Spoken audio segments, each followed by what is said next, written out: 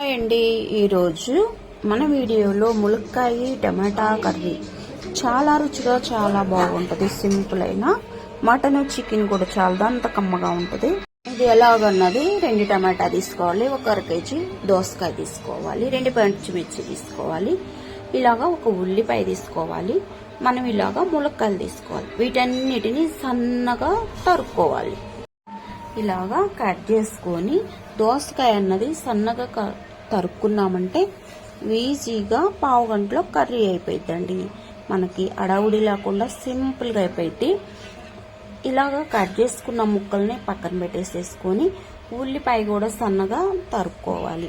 ఇలాగే ముక్కలన్నీ సన్నగా తరుక్కొని పక్కన పెట్టేసేసుకోవాలి. ఎందుకంటే మనకి పావు గంటలో కర్రీ అన్నది సింపుల్గా ఈజీగా అయిపోయింది. తరుక్కుంటే ఇలా సన్నగా అన్నది తరిగేసుకొని అన్ని ప్లేట్లో ఒక్కొక్కటి పక్కన సపరేట్గా పెట్టేసేద్దాం.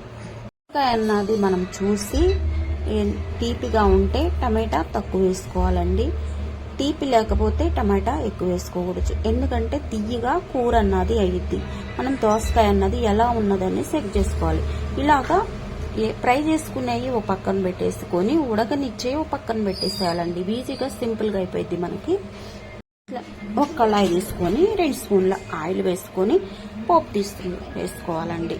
మినపప్పు, పచ్చిపప్పు, ఆవాలు, జీలకర్ర ఇలా వేసుకొని దూరగా వేగనివ్వాలి. పచ్చిమిర్చి వేసేసి 2 రెమ్మలు కరివేపాకు దూసి వేసి మనం కట్ చేసి పెట్టుకున్న ఉల్లిపాయ ముక్కలు అన్నది వేసి దూరగా మగ్గనివ్వాలి. మగ్గిపోయే దాంట్లోకి మనం కట్ చేసి పెట్టుకున్న ములక్కాయ ముక్కలను కూడా వేసి దూరగా వేగనిచ్చి 1 స్పూను అల్లం ఉల్లిల్లి పేస్ట్ని ఫ్రెష్గా దంచుకున్నది కూడా వేసేసి దూరగా మగ్గనిద్దాం. దూరగా మగ్గిపోయిన దాంట్లోకి మనం కట్ చేసి పెట్టుకున్న టమాటా దోసకాయ ఇలా వేసేసి కలిపేసేద్దాం.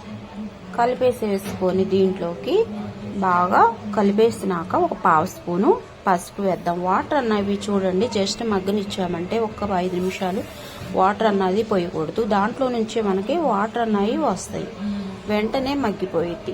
ఇలా పసుపు వేసి కలిపేసి మూత పెట్టేసి 5 నిమిషాలు ఉంచామంటే మొత్తము మగ్గిపోయిద్దండి.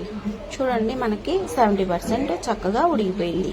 దీంట్లోకి మనము కారం వేసుకున్నాము. 2 స్పూన్ల కారం వేసి కలిపేసి మగ్గనిచ్చి వాటర్ అన్నది కొంచెము పోసుకోవాలి, ఎక్కువ పోయకూడదు.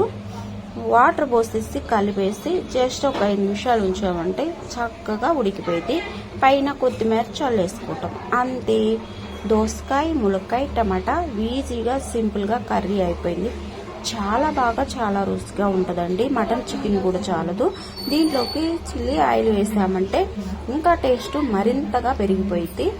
అంత రుచిగా ఉంటుంది. ఈ ఆయిల్ వేసినాక కూడా అసలు తింటుంటే చాలా రుచిగా కమ్మగా కూడా ఉంటుంది. సింపుల్లో అయిపోయినా కూడా అంత రుచిగా ఉంటుంది. నచ్చిందా ఫ్రెండ్స్? నచ్చితే లైక్ చేయండి, షేర్ చేయండి, కామెంట్ చేయండి, సబ్స్క్రైబర్ చేయండి.